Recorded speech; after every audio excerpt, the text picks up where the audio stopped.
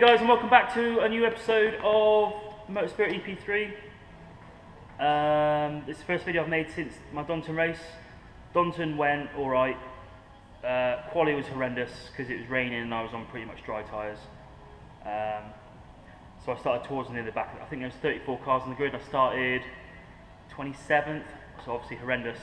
But during the race, I managed to work my way up to about 8th or maybe 9th place. I was doing really well. The car felt amazing on the new setup I've had done from Mary Motorsport, the suspension, everything I've talked about previously. The car was phenomenal. The grip, mid-corner grip, just as I was told, was amazing. The car is so much quicker. I'm sure I'm not a better driver in the space of a couple of months, but the car is fantastic. However, I did have a few issues, well, one massive issue really. 3 laps from the end, my front brakes just decided to completely stop working, mainly because I had no pads left. 2 seconds.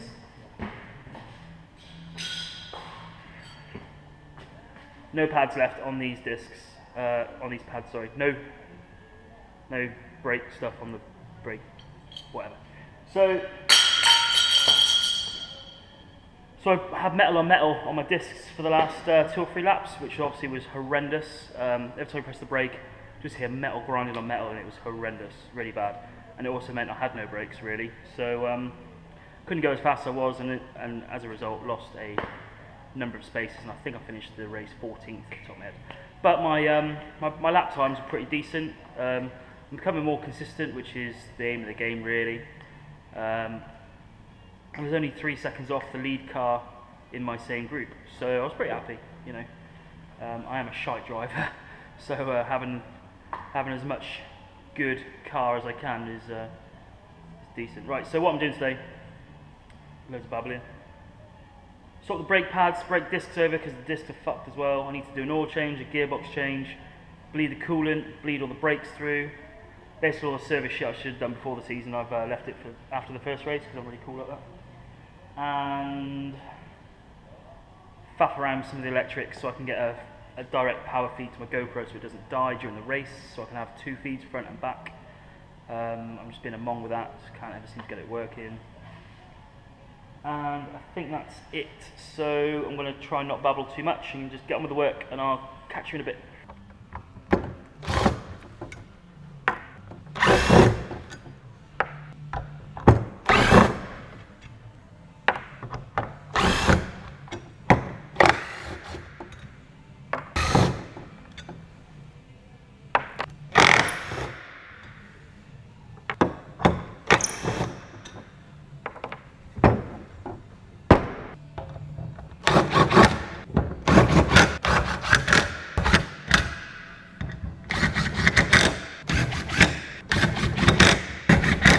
Right then, I've just swapped my discs, as you probably just saw there a second ago. I don't know if you remember my old video from, well, I think it might have actually been Will's video from the Burkett prep week.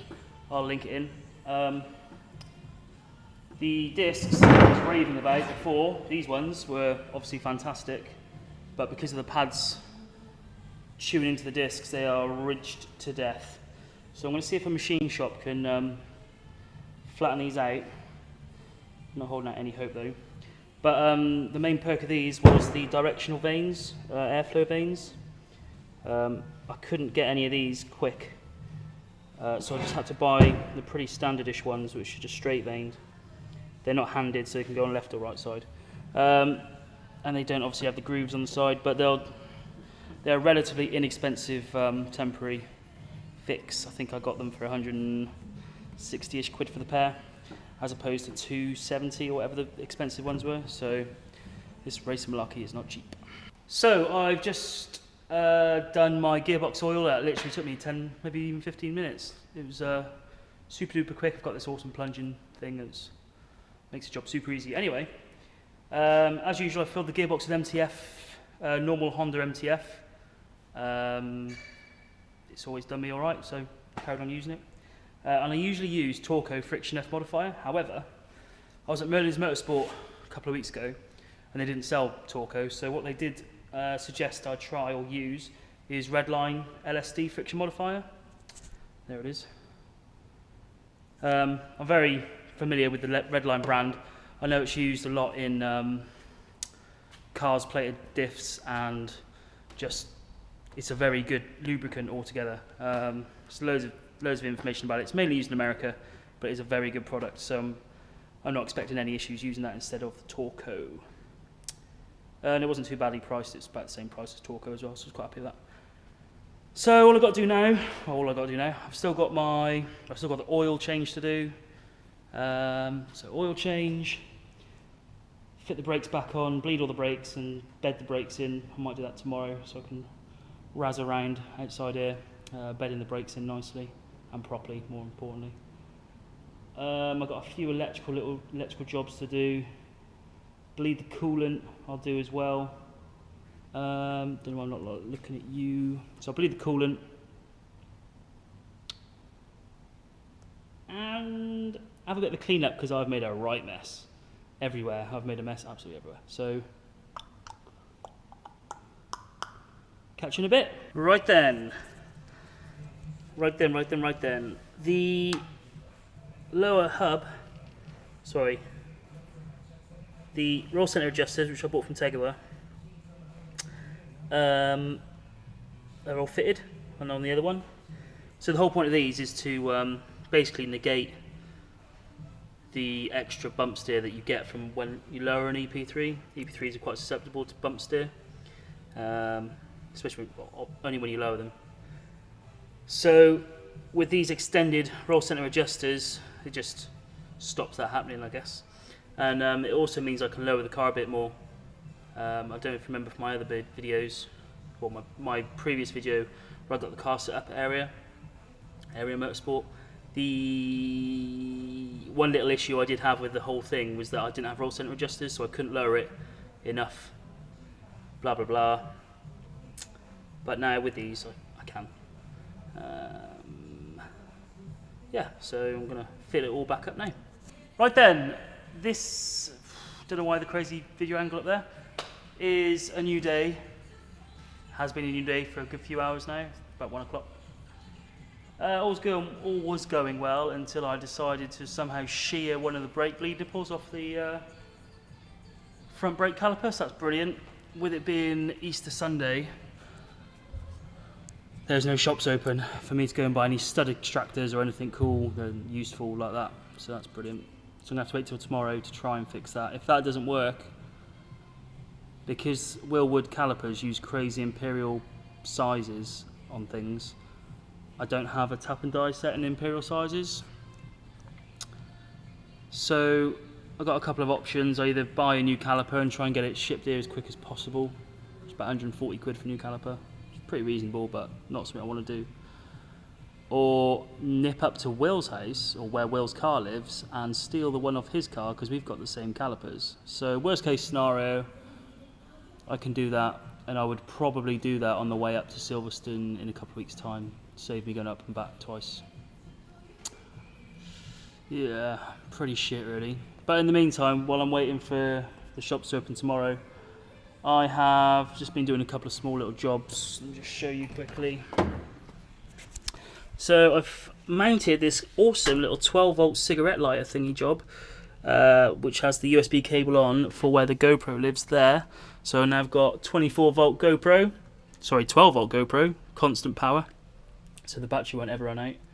And then over there, you can just about see in the corner probably my AIM Motorsport Solo lap timery thing.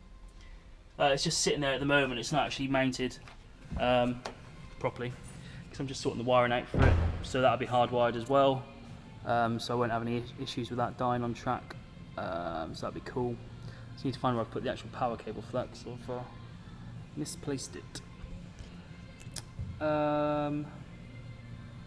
Yes, that's where I'm at the moment. I still got to bleed the coolant. I'll do that in a bit. And faff around with the doors, I guess, a little bit. I bought some webbing strap stuff that I can use as stop the door flying open too far. Something that I noticed at Donington, especially if the wind picked up and it's quite windy there. The door has the potential to just rip off the hinges if the wind catches it because it goes past the point of extension, of suitable extension. So yeah, so I'll look at doing that, and maybe try and sort out this a bit, because I noticed in my race video before, you might have seen it if you've seen it. If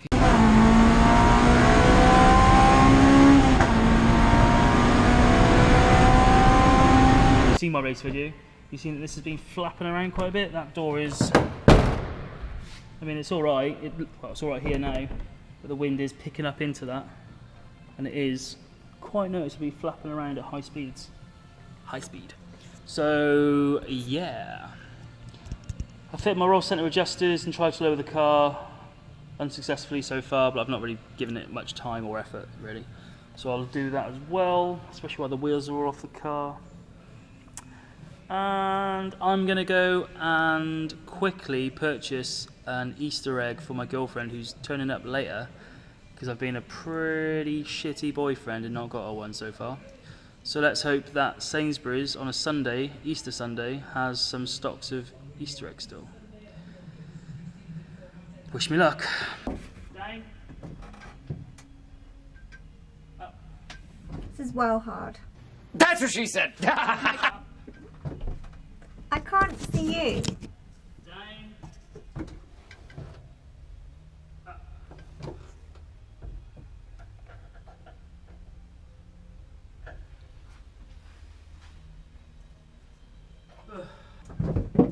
Where are you now? Up.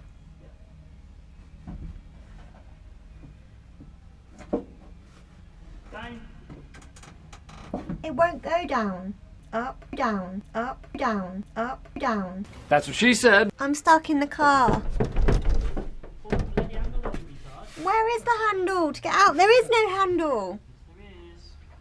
Well, where? I have to show you how to get out of the bloody car. Yeah, I'll just open the door for me. What's this? How am I supposed to know that that's a handle?